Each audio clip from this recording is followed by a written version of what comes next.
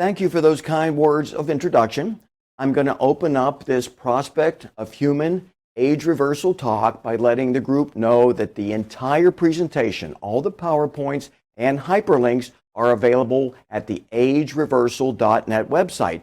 And it gives you a chance to sit back and relax and not worry about scribbling down some information when you see something of interest, because the hyperlinks and the slides will all be on the agereversal.net website.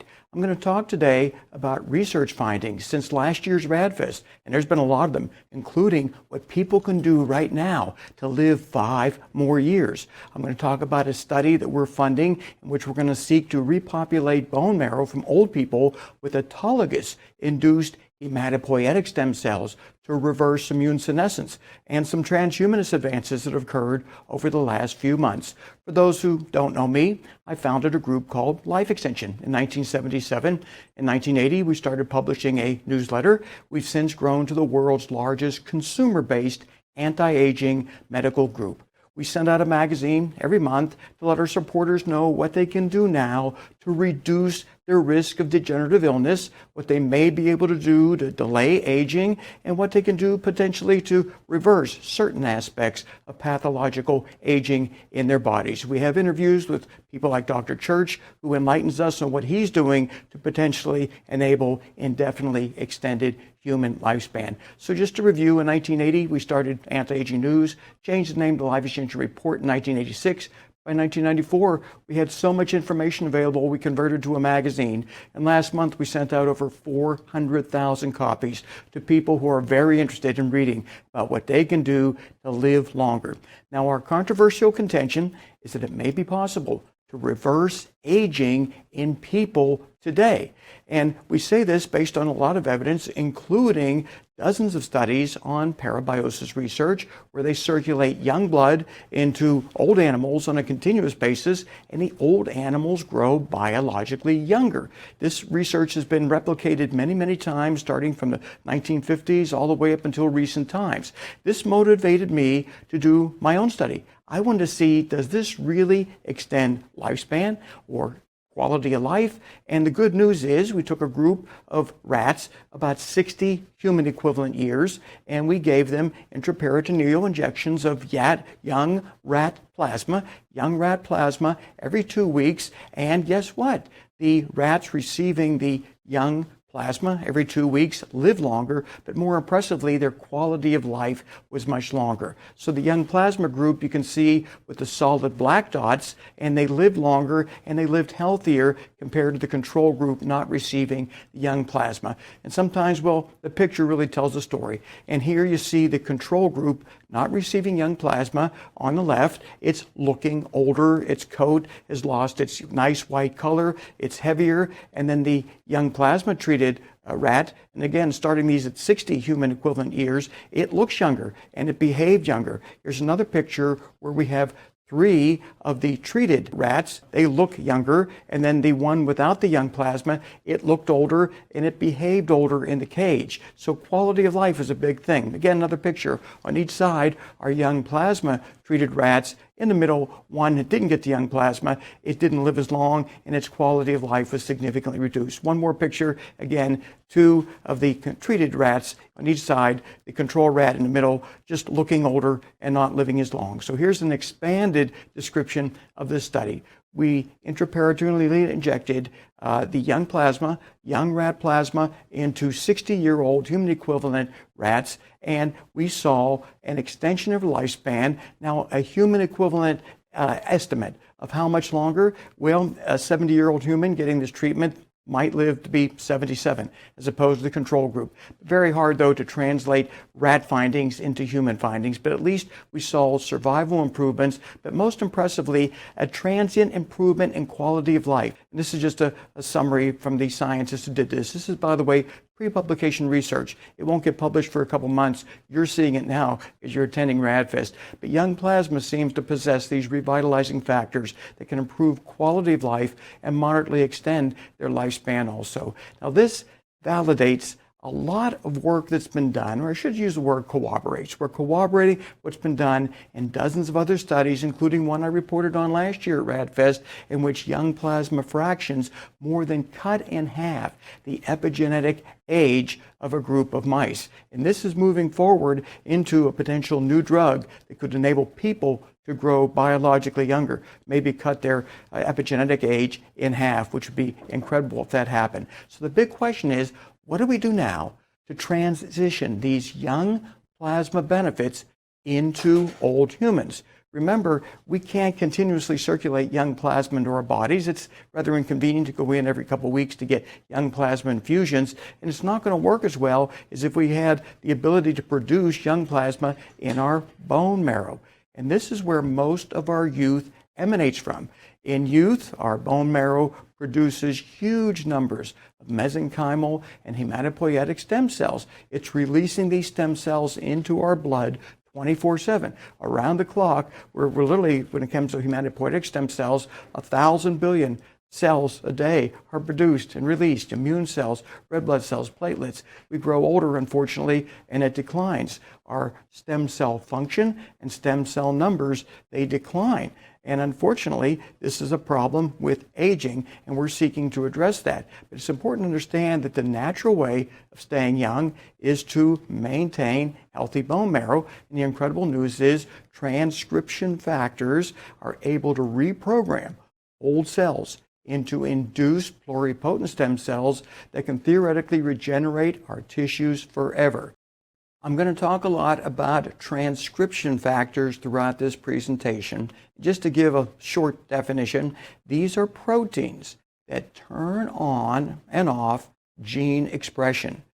Under favorable conditions, the transcription factors are controlling our genes, so we have pro-youth expression of our gene patterns, as opposed to, unfortunately, the activation of the pro-aging factors. So transcription factors, very important element of what we're seeking to explain.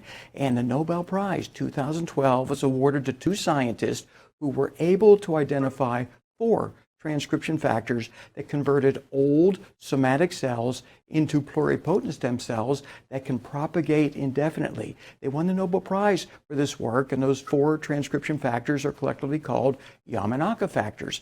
And we're going to use this technology, we hope, in vivo to enable older people to grow biologically younger. But as it relates to our stem cells, most people think about the mesenchymal stem cells, very important for tissue maintenance and repair.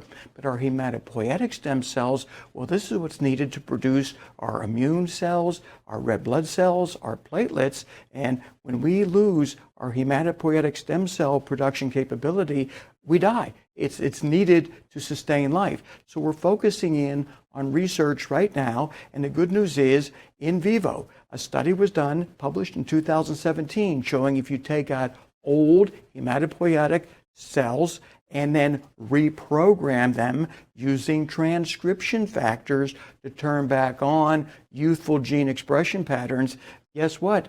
You're able then to restore those old hematopoietic cells back into younger ones. They were able to transplant these back into old animals who then started to produce lots and lots of red blood cells, immune cells, platelets. They were able to prove in vivo this can work. This is a slide from this study showing how they did this. But what we want to do is translate this into the human model. And what I did last year is commissioned a review article with some prestigious scientists to evaluate all of the studies that have ever been done looking at cellular reprogramming using transcription factors to turn on beneficial genes and silence the ones that cause us to age prematurely. One of the studies showed that a 6 transcription factor cocktail was able to completely reverse the degenerative changes in old cells and fully rejuvenate these cells into youthful functionality. This stimulated interest in the scientific community. That was the purpose of funding this review, where it got published in a major journal, and people around the world could see we're on the verge of making a major breakthrough in vivo. Here's a little diagram of how we intend to induce aging reversal in people, elderly people who are not very healthy to begin with. what we're going to do is a skin punch of their somatic cells. We're going to remove these fibroblast cells from their skin, put them into a petri dish where they'll be dividing, and then we're going to add in these cellular reprogramming factors, the Yamanaka factors, plus 2 additional ones, 6-factor regenerative cocktail that will produce autologous induced pluripotent stem cells. And the good news about this is that these autologous cells are genetically similar or identical to the donor. That the elderly person who donated their old cells, we get their genetic profile, and then we reprogram those old cells into genetically identical induced pluripotent stem cells that we differentiate into tissue-specific stem cells that are then transplanted after purification back into the older recipient with the objective of inducing systemic age reversal. We feel by transplanting these induced autologous stem cells into the bone marrow, we're talking about hematopoietic and mesenchymal stem cells, we may be able to induce systemic biological age reversal. And here's how we intend to do it. Step 1, we want to remove senescent cells from the bone marrow, get those out of the way, and then replace them with those induced autologous pluripotent hematopoietic stem cells to rebuild immunity, and also use the transcription factors to make mesenchymal stem cells to induce systemic regeneration of all the tissues outside the bone marrow. And to give you an example of how well this can work, this is something I showed at RAADfest 2 years ago, and these were old mice that had young bone marrow transplants. And you look at the young mouse microglial cell on the left, its branches extend like a healthy tree. And unfortunately, when that mouse grows older, those branches shrivel. It becomes dysfunctional. And you take an old mouse and put in old bone marrow, nothing happens. You take an old mouse and transplant young bone marrow into that old mouse, its microglial cells, synaptic branches extend again.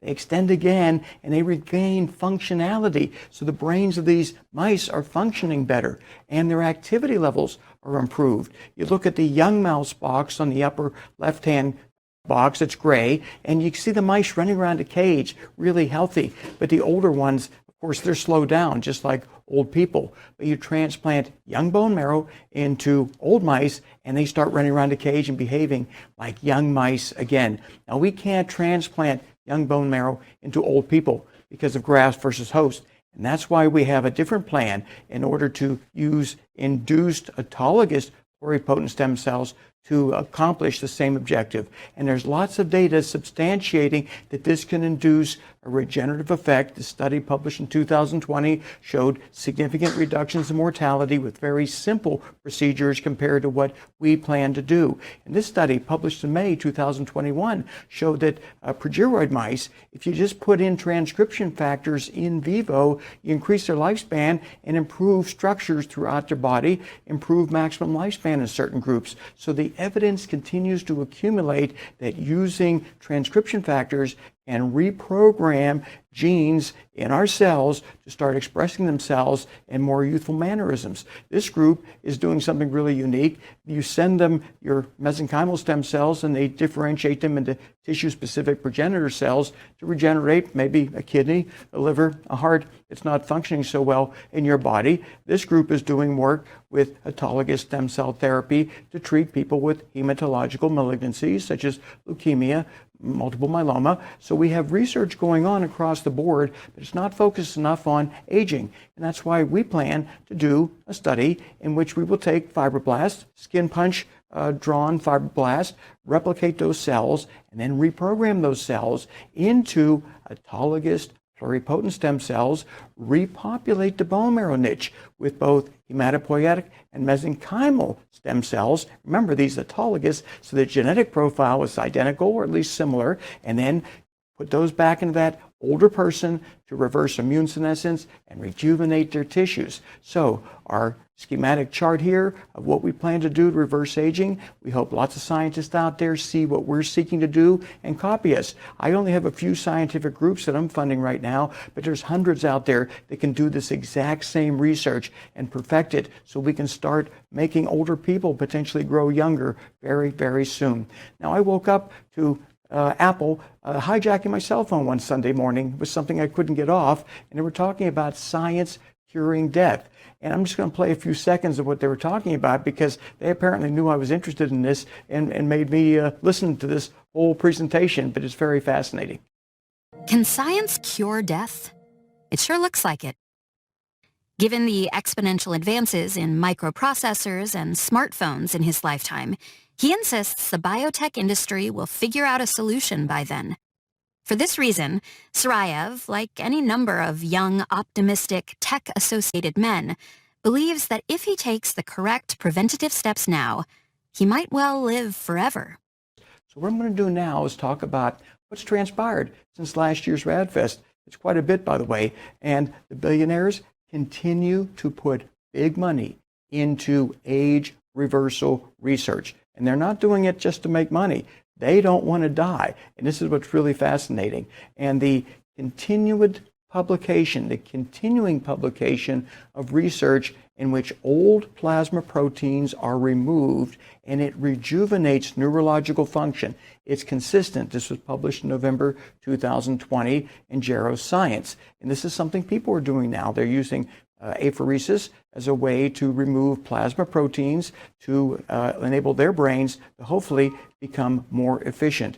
Tel Aviv University, November 2020, released the findings of a remarkable study in which they were able to use a very unique hyperbaric oxygen treatment to reverse aging. And the study was published in a journal, Aging, and it generated a lot of publicity. It talked about humans have found a way to reverse aging. This is fascinating, of course, and what they were able to do is use a unique hyperbaric protocol to elongate telomeres 20%, remove some senescent immune cells, improve some immune markers. And the media proclaiming for the first time aging has been reversed, which is not really true. Greg Fahey demonstrated age reversal 2 years ago. That was announced at RAADfest, by the way. But nonetheless, the media really is picking up on this information, and it's great because it stimulates other people to figure out better ways to reverse aging. And what was interesting about this study is that the trial participants, they saw their telomeres elongate to where they had been 25 years earlier. This is really remarkable.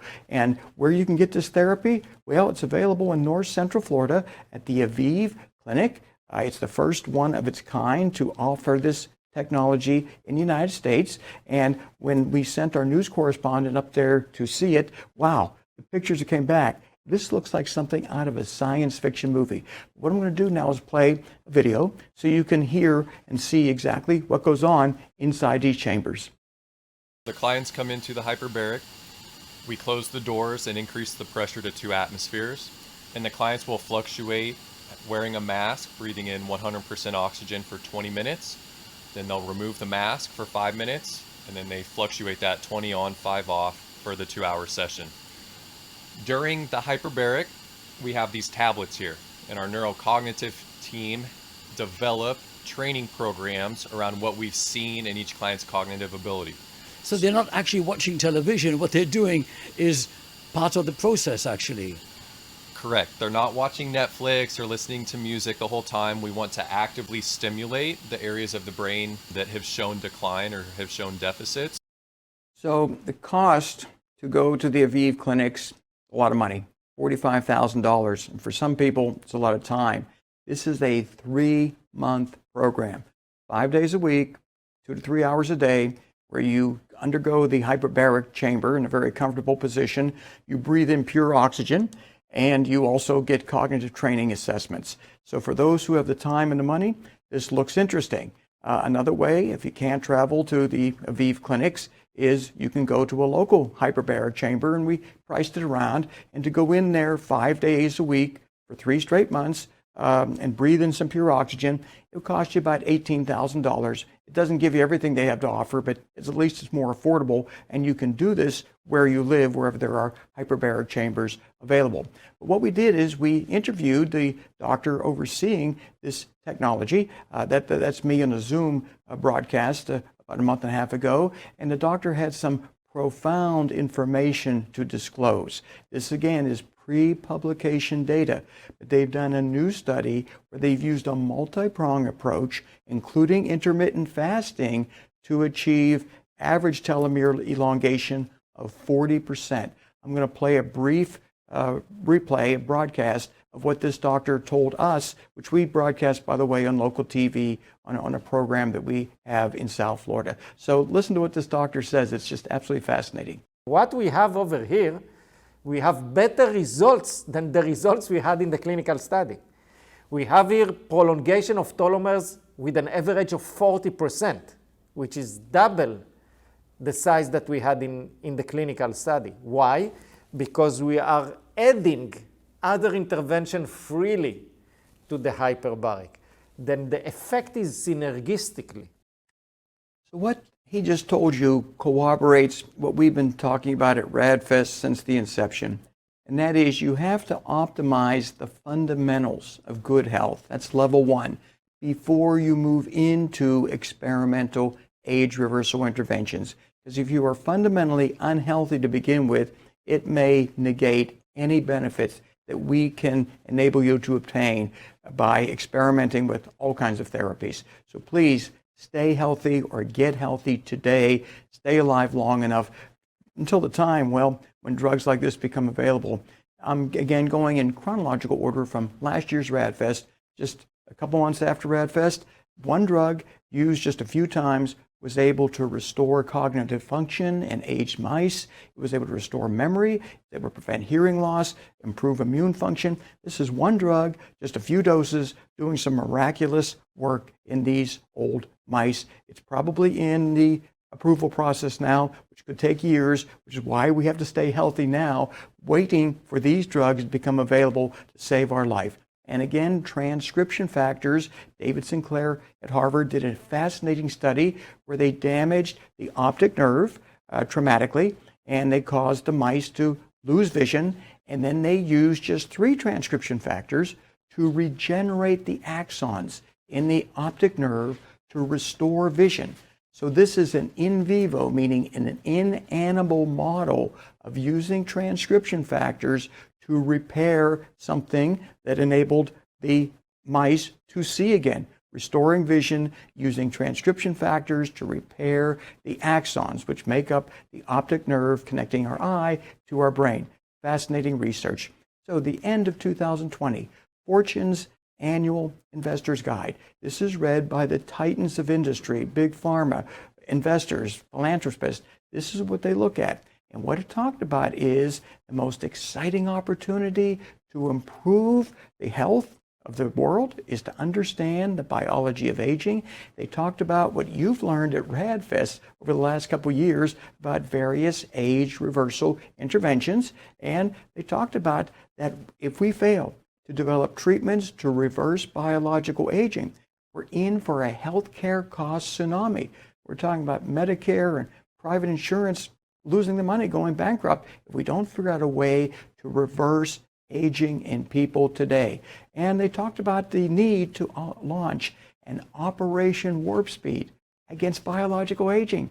This is fantastic. Well, we've been trying to do that for a long time. I've appeared in many, many national TV shows. I'm going to play you just a brief clip from a Phil Donahue show that I was on about 26 years ago. Is it possible if you take enough vitamins and there are pills out there that can keep you young forever? What essentially is the point that you're making here? That there are on the shelf around the world, absent a meddling FDA, I'm sure you would allege, many companies in other countries that are sharing with their customers material which enhances life, which makes you feel younger and makes you live longer. Do I understand your position? Medicines available in other countries are 5 to 30 years ahead of United States medicine, depending on which classification of drug you look at. Right. And as a result, Americans are the last to get the benefits of these breakthrough medications. They pay the highest prices in the world for their prescription drugs. I was talking there about metformin, Depronyl, so many medications that used to be available first in Europe. That's not so much the case right now. A lot of new drugs become available in the U.S. first. But this study we reported on last year at RAADfest, and it talked about modulating just 2 signaling pathways and extending the C. elegans model of aging to the human equivalent of 400 to 500 years. Now, this generated a firestorm of beneficial publicity. It ignited a lot of interest in the research community, and all they did was modulate the insulin signaling and mTOR pathway in such a way to enable these C. elegans models to live the human equivalent of over 400 years. And this is the type of media coverage that generates the kind of interest that people want to see as it relates to where they're going to put their money. So the great news is we already have access to a lot of the technology that's working in the animal models. We can boost the AMPK. We can suppress excess mTOR. We can, well, of course, restore NAD, remove senescent cells. We've got the ability to do a lot of this on our own. It's not going to work as well as it did in the C. elegans model, but at least we can decelerate some of the pathological aging processes until CRISPR comes around to rescue us. So January 7th, 2021, Wall Street Journal reports on a study in which progeroid mice, they got a simple CRISPR gene editing treatment, and they lived more than twice as long. And this study, if extrapolated on an optimistic basis to humans using combination CRISPR treatment, it could mean that this could enable people to live to be 160 years of age. It's really incredible. Now, a second study actually published the same day, January 6th, both those studies were published January 6th, showed that targeting just one gene using CRISPR, this is the KAT7 CAT gene, it's a significant driver of cell senescence. Just by targeting that with CRISPR, it extended lifespan in normal age mice, which is more significant to us than progeroid mice, extended lifespan 25%, it improved overall appearance and grip strength. And it's important to understand that mice and humans share about the same set of genes, though in different forms. And what that means is if this CRISPR therapy works as well in people as it did in normal age mice, we might be looking at 98-year average lifespans as opposed to the rather pathetic 77 years we're currently stuck with. So CRISPR is demonstrating continuous benefits as was predicted, and the media is reporting on this. It's getting worldwide coverage, which generates worldwide interest in funding and supporting different research projects. Now, the Financial Times, like the Wall Street Journal of the World, published out of London, and they talked about COVID being a disease of aging because, well, older people will get it, die more often. And they talked about, though, anti-aging therapies that could prove as important in the 21st century as antibiotics were in the 20th. And if that's the case, if in this century antibiotic type advances in the anti-aging field are developed, wow, we're in for incredible, healthy longevity, incredible. And they mentioned that the pandemic, COVID, has left people frightened about getting old. That's good news. It means people are going to put money into it. WebMD is a rather conservative website. They talk about conventional medicine quite a bit, but they don't treat alternative medicine very well. I was shocked. February 2021, they talked about what we're doing to reverse engineer our biological clock and what our goal is. We don't merely want to eliminate disease. We're seeking to prevent death itself. And they brought out some examples, the immortal jellyfish and lobsters that seemingly live forever because they secrete this youthful enzyme. And this chart that appeared on the WebMD website, this is not Life Exchange's website or Age Reversal Network, this is WebMD predicting by around the year 2065 that people may be living to around 1,000 years of age. And again, I emphasize, this is WebMD projecting that based on what's happening now and what we anticipate happening very soon, people are going to live a lot longer. This is almost independent validation of everything RAADfest has stood for since our inception. Wall Street Journal gave some really nice coverage to CRISPR in February about how it's going to defeat viruses and genetic diseases, enable people to live a long time. But then they criticized the fact that we may start making children smarter. And George Church gave a nice rebuttal, and I'll paraphrase that. And he said something to the effect, well, who doesn't want smarter kids? And who would want a child who has learning disabilities, depression, other mental health issues? If CRISPR can prevent this from the beginning and make kids smarter, well, that's a fantastic technology, and it should be expanded on. So here we now have CRISPR being validated as effective and people raising moral questions. So CRISPR, clustered, regularly interspaced, short, palindromic repeats. This is our ticket to potential biological immortality. And this is the study that I talked about in the Wall Street Journal in January, in which they used a simple gene editing technique to more than double the lifespan of CRISPR-treated mice. The unedited mouse on the left, it looks old, 7.5 months old, and it's about to die. The ones on the right are CRISPR-edited mice. They behaved young at 11 months. They were running around a cage. They looked healthy. They weren't even appearing to be normal aged or progeroid aged, I should say, even though they were progeroid mice. And they get to live about 17 months, more than 2.5 times. And this wasn't complicated. All they did is they inserted a DNA base editor into an inactivated virus, and they switched the toxic progeroid genes, that's T and A red at the bottom, with some healthy C and G genes. And by doing this, they were able to achieve this remarkable benefit. But just to reiterate, they took a DNA base editor, put it into an activated virus, and then infected the progeroid mice with that virus. And the genes, the A and T, which are the progeroid genes, were replaced by the beneficial G and C blue genes. And this enabled the CRISPR-treated mice to live about 510 days compared to the unedited group of only 215 days.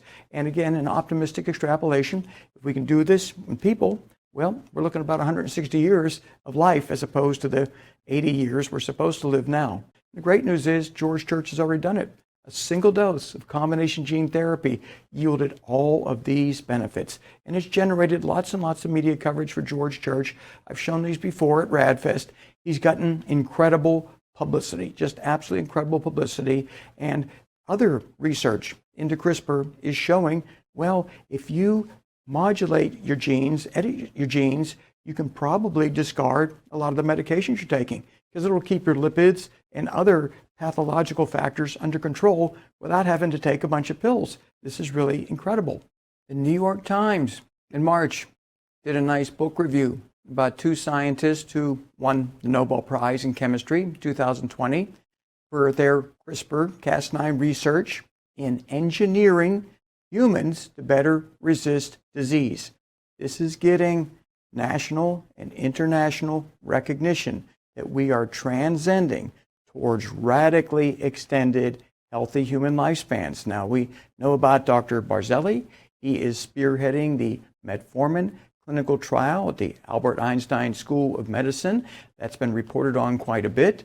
He made a really surprising announcement in April 2021 that he expects very soon for $1 billion a year to become available to stop aging. This is mainly, he thinks, Mideast money in which they recognize writing $1 billion check is going to do nothing.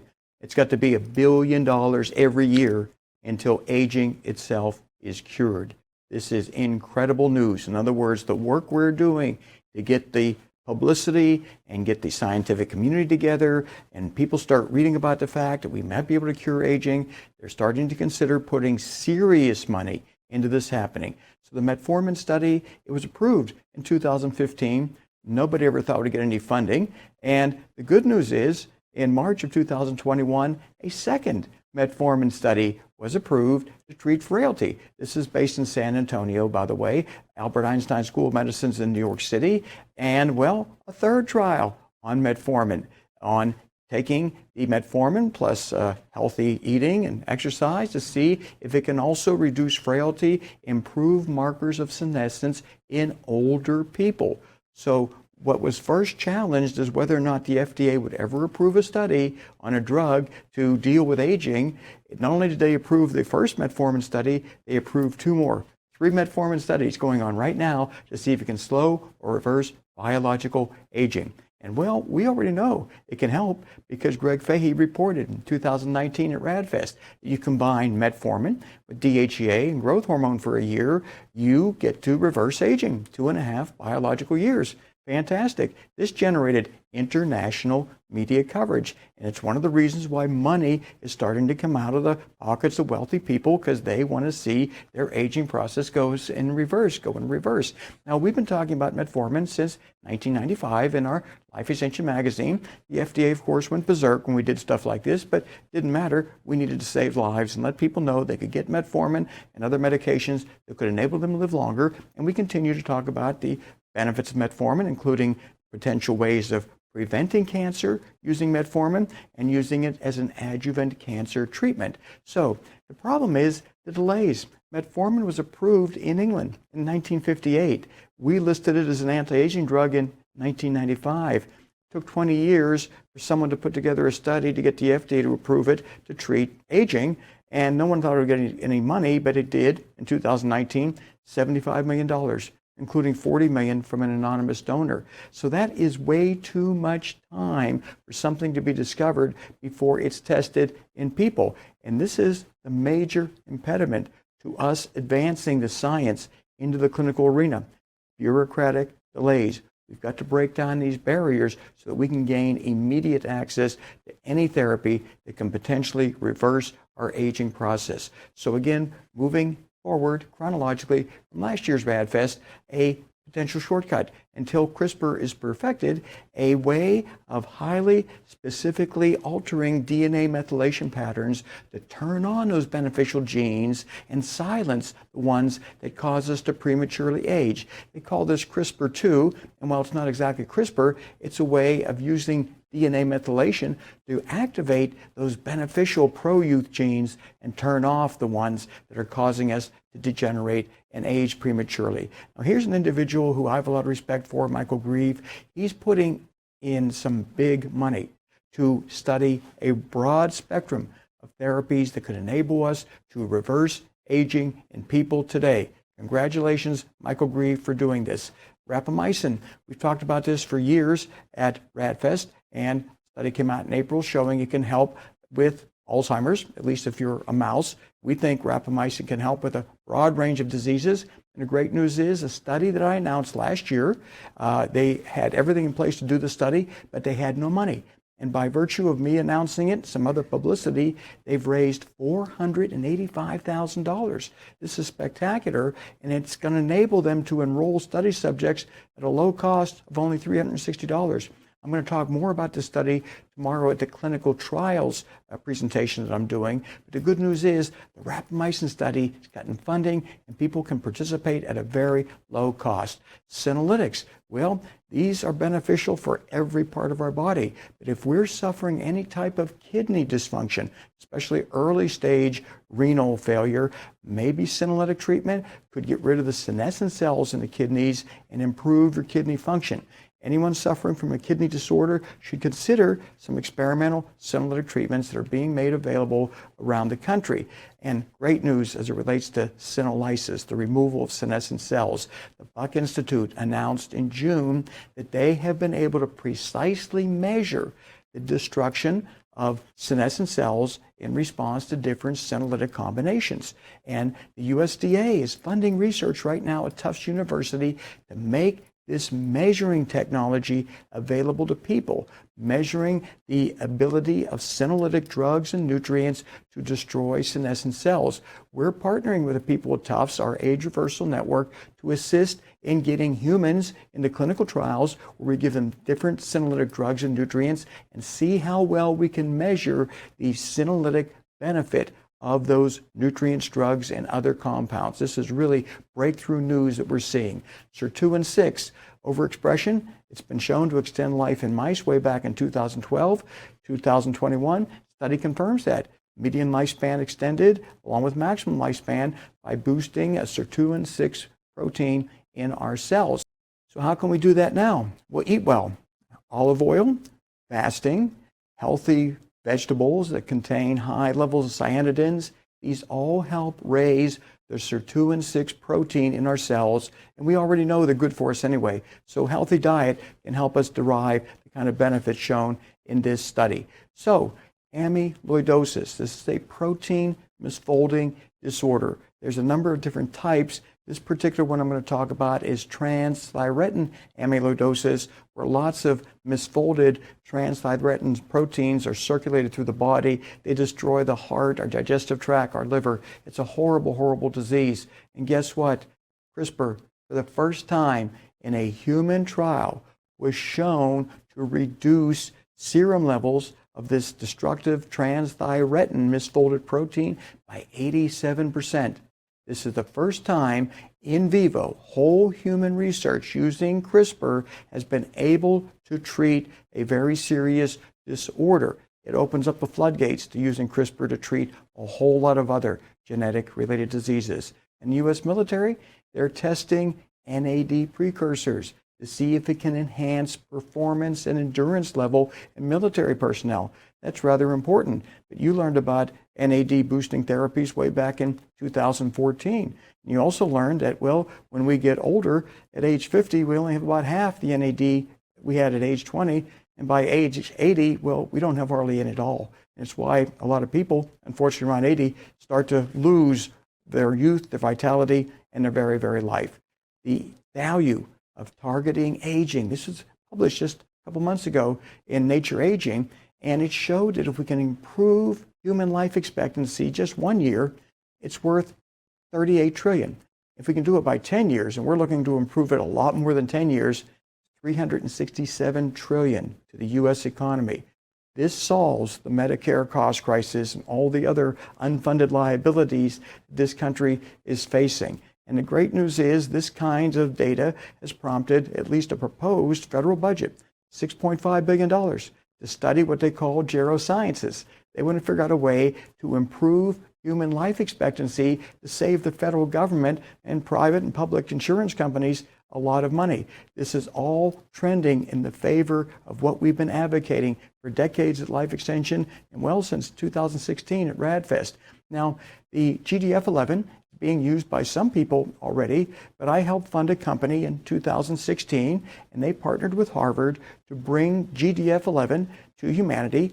2018 they started. I gave them a $100,000, essentially a grant just to get them started, and I was impressed. In August 2021, they raised $20 million, with $20 million more when the first patient is dosed with GDF-11.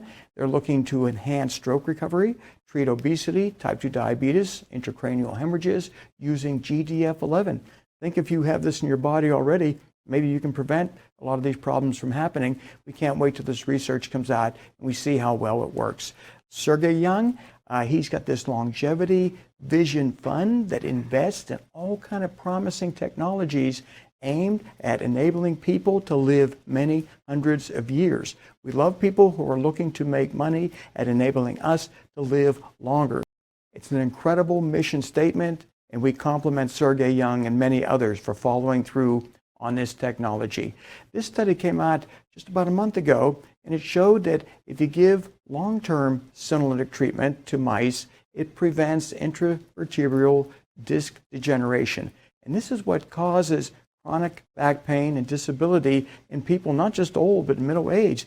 But nonetheless, we're continuing to see the benefits of senolytics in treating a host of degenerative disorders that people suffer from. And September, wow, was I surprised. I'm checking out at Whole Foods and I see Prevention Magazine. The cover talks about slowing down aging. And when I bought the magazine and opened it up, wow, everything we've been talking about at RAADfest, fasting, metformin, senolytics, everything was talked about favorably in prevention. And if you wonder why I'm so impressed, well, prevention, since their inception and our inception, we've kind of not agreed. They have not even let life extension advertise in their magazine. They didn't like the idea we were trying to slow aging. They thought that was unnatural. They hated the idea we were trying to reverse it. They didn't like the idea we were trying to live hundreds of years. So they censored us. They would not let us in their magazine. And now they've come across to, well, agree with what we're doing and publish something that's extremely favorable. And I compliment them for doing this. We're garnering more and more mainstream people who are recognizing the technologies that we are pioneering have real-world applicability, and reversing aging, not a bad thing at all. So what we're doing is rewriting the rules of biology. 2006, this is what the Yamanaka factors were able to accomplish, and the Nobel Prize was awarded. They were able to reprogram old cells into young cells. In 2011, they were able to take cells from 100-year-old people and reprogram them back down into the induced pluripotent state. And we now are engaged in funding research that will attempt to do this in whole organisms, including people. And what has happened over the last, 15 years, the impossible has been transformed into biological reality. And we're conveying that message. We're getting the message out so people know that aging and death are not necessarily unavoidable. Biological rejuvenation is now something that's occurring in the laboratory model. We just need to translate that into human research, which again is why I funded this review of all the studies involving cellular reprogramming, and with emphasis on the 6 transcription factor cocktail that fully reversed the degenerative changes and fully regenerated old 100-year-old cells back into induced autologous pluripotent stem cells. We've already got the technology to do this in vitro in the laboratory dish. We've got some in vivo evidence. It's time to move that into the human arena. And guess who picked up on it? September 4th. What a nice Labor Day gift. Jeff Bezos is teaming with another billionaire to put big money into age reversal research. It seems like Jeff wants to live forever. That's what the media talks about. And his new company with another billionaire, they are going to pursue the cellular reprogramming that we proposed in the article we had published in February of 2021 as a way to revitalize entire people. They are going to spend almost limitless amounts of money, and they've recruited people like Steve Horvath and Dr. Yamanaka to put a team together of the most brilliant scientists, give them a blue sky budget, and figure out a way to reverse the aging process. The bottom line is we're succeeding in reaching the upper echelons of the investment community. People who make the impossible happen, they now are focusing in on age reversal research with the objective, live forever. It's absolutely incredible. The media reported on it. Cellular reprogramming. What we're focused on, we've got Jeff Bezos also doing it. And we don't care who succeeds. We just want someone to succeed in our lifetime so we can grow biologically younger. And again, this is our schematic of how we plan to use the ability to transform old cells into induced pluripotent stem cells that are autologous, meaning they can be transplanted right back into the bone marrow niche of older people to regenerate them in a continuous way. In other words, their bone marrow will naturally secrete huge amounts of hematopoietic and mesenchymal stem cells to regenerate them and potentially keep them alive for many, many decades longer than they normally would. So what's transpired since last year's RAADfest? Well, I think we're reaching the critical mass, that consensus in which people, I think, get it, that we are on the verge of reversing aging in people, and it's not that far away. And a lot of it has to do with published articles like I funded. It came out in February. It was funded by different charities that I am involved with. And the idea is let the world know that cellular reprogramming may hold the key to adding decades to our healthy human lifespan. This is an email from one of the scientists that I funded, and he talked about the fact that we've already rejuvenated old cells in human and animals, and there's 8 independent studies that show that different cell types from old humans can be rejuvenated by cell reprogramming. And all it's going to take is some time to achieve the same results in people. Just improve the technology in a way that old people can grow younger via the virtues of cellular programming using transcription factors. So how are we going to live long enough to make it into that incredible era, which may only be a few years away? Well, this is one way of doing it, intermittent fasting. And we know the major medical journals have published very favorable articles on the multiple benefits of intermittent fasting.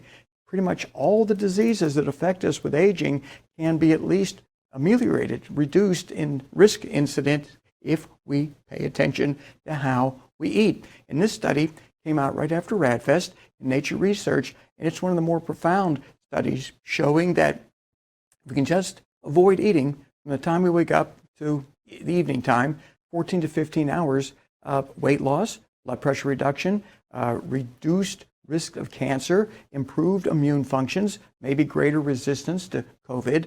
All of this simply by spacing out the time you eat by about 16 hours. In other words, about 16 hours, don't eat, and then eat during the 8-hour period, and you may become very healthy. Mediterranean diet, we sometimes forget that this results in a 25% lower risk of us dying. And a study came out in June 2021, 9.8 years of study time, that's a long time, 21,000 people. And people who eat the garbage food, fried foods, processed meats, their risk of death, 46% higher. Those who follow the Mediterranean diet, 26% lower risk of sudden cardiac death. So further validation that eating healthy can buy you lots and lots of time. We've been talking about the Mediterranean diet forever in Life Extension magazine, and it's important to remind people about the foods to eat. This is a slide that kind of shows the foods you should focus in on as far as your normal diet, and this kind of tells you what to avoid. Do not eat these foods. They will accelerate aging. They will increase your risk of degenerative diseases. Again, healthy foods, the Mediterranean diet. Focus on these foods, please, and avoid the foods that cause our bodies to get old faster, literally through glycation, oxidative damage, all kinds of carcinogenic activities. Stay away from the garbage foods. Here's an individual. He's 57 years of age, multi-billionaire, and he dies of a heart attack. And I'm thinking, wow, did that really have to happen? Was he getting his blood tested every year to correct cardiovascular risk factors? Because you look what happened since 1969. And this is when heart attack death rates peaked in the United States, 1969. And it went from 520 per 100,000 people down to just 167 in 2014. That's 68% decline in heart attack death rates over 45 years. Now, we intend to do the same with age-related disease in general. We're going to cut it down. But you got to pay attention. You have to have blood tests. You have to pay attention to your overall health, or you're not going to benefit. You're going to die like that individual. And most of us who were born attending RAADfest, well, in 1960, the average age of people dying in the United States was under 70.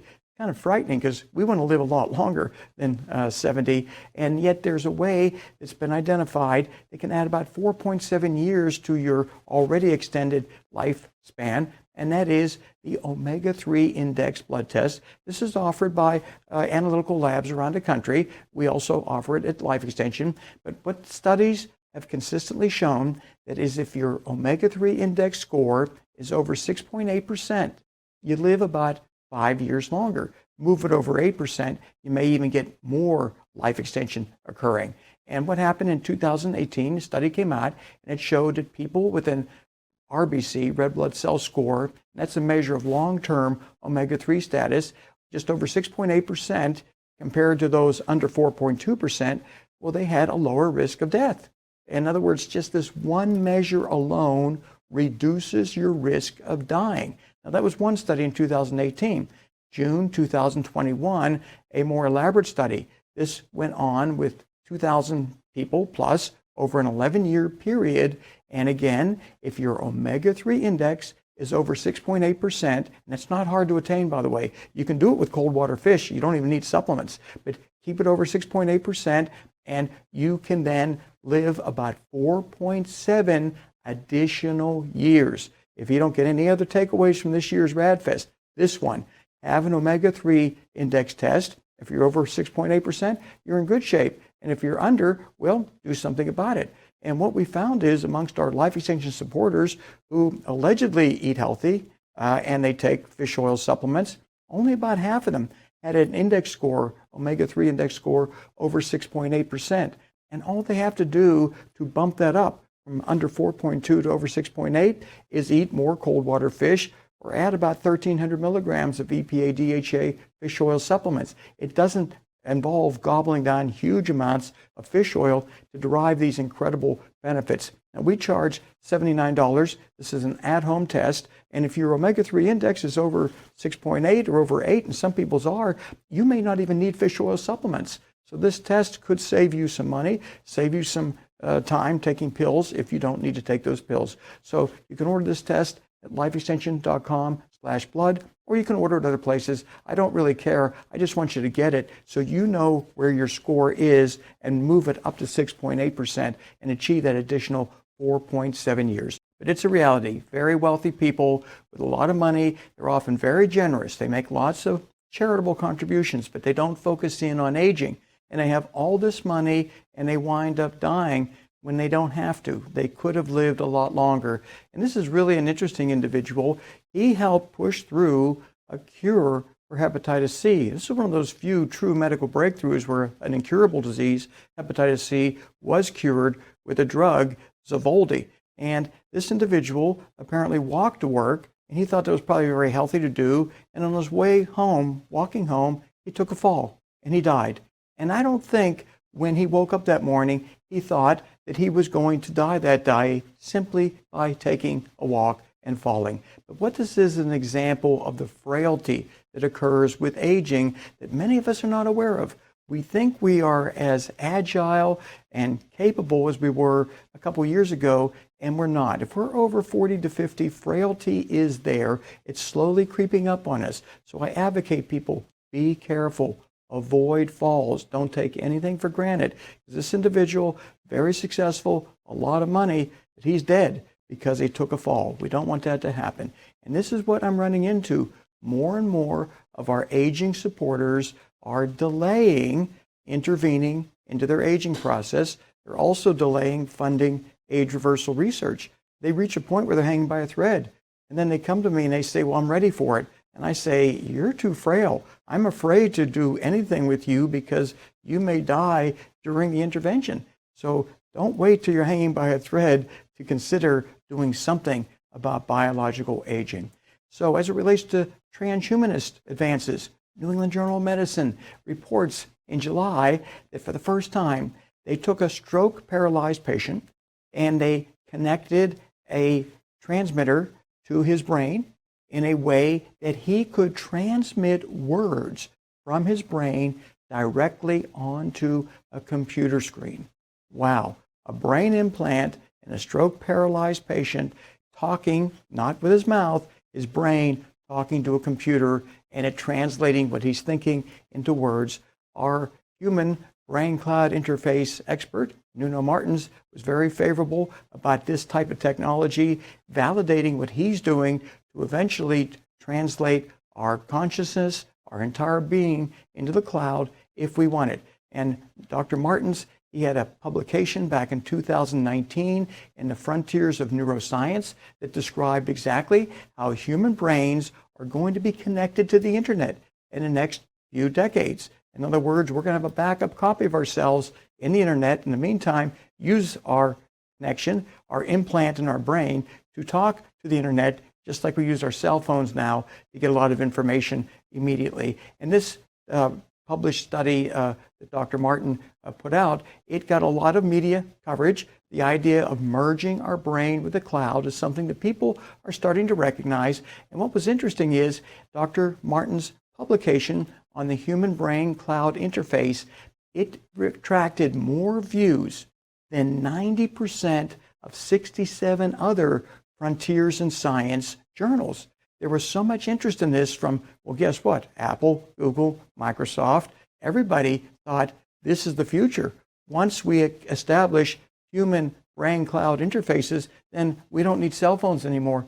we'll have an automatic connection to the cloud. And well, July 2021, that's been confirmed.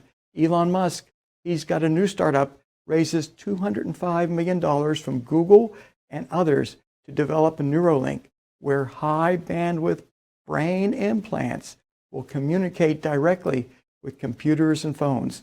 Total investment in the company, $363 million. This is going to happen, and it helps fulfill the prediction of Ray Kurzweil. He talked about if we can just live to year 2045, we are going to merge the neocortex of our brain into the cloud.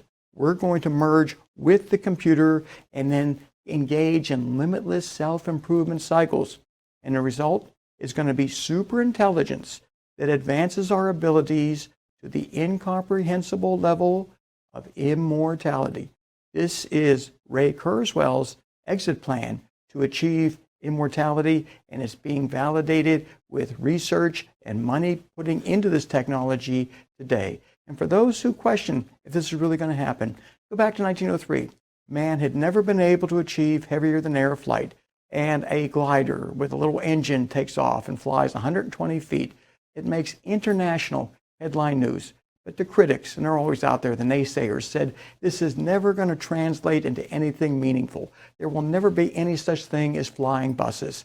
And 54 years later, they were proven wrong.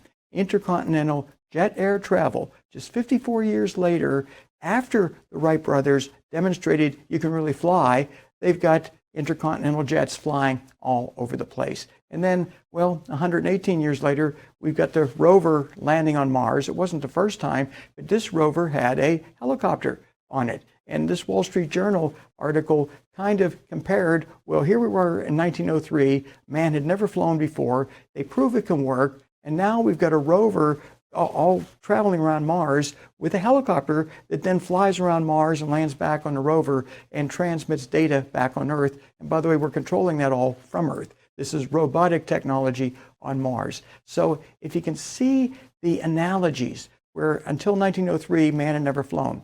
Once they show they can fly, then all kinds of expertise goes into developing technologies. So we go from 120 feet of Kitty Hawk to 140 million miles traveling to Mars.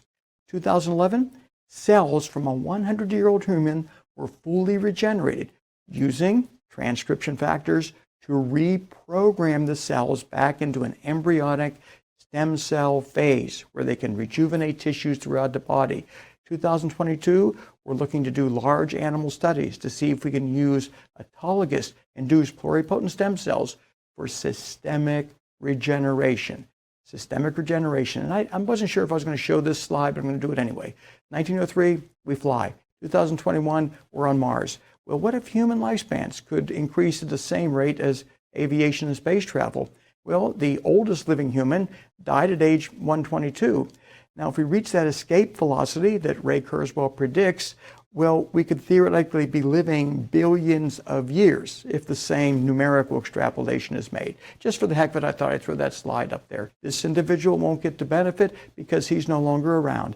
And when you have a lot of money and you die, you no longer have any money. You don't have any legal ownership over it. It's now someone else's money. So if you have more money than what you need, I encourage you to donate money to organizations, charities that are doing work right now in an attempt to reverse your aging process, or invest in commercial companies. I don't care how you do it. Please spend some of your money before you wind up in this predicament. So this July, Apple talked about science curing death, and we know that that can stimulate other people to think, well, if they think they can do it, maybe I can do it better. Jeff Bezos is putting big money into technology that will probably enable humans to live a lot longer, including Jeff. And I just want to remind the group who we are. We've been around for a long time. We were the first to introduce a lot of therapies that are now used to save human lives. And I want to remind people also about the delays that we've encountered. Metformin. We did some calculations for our September issue of Life Extension magazine, and based on recent data, it turns out that 3 to 8 million Americans needlessly died because of the delay in approving just one drug, metformin. A 37-year delay cost 3 to 8 million Americans their lives. We've got to break down these barriers if we're going to accelerate technology long enough for us all to live a lot longer. Thank you very much.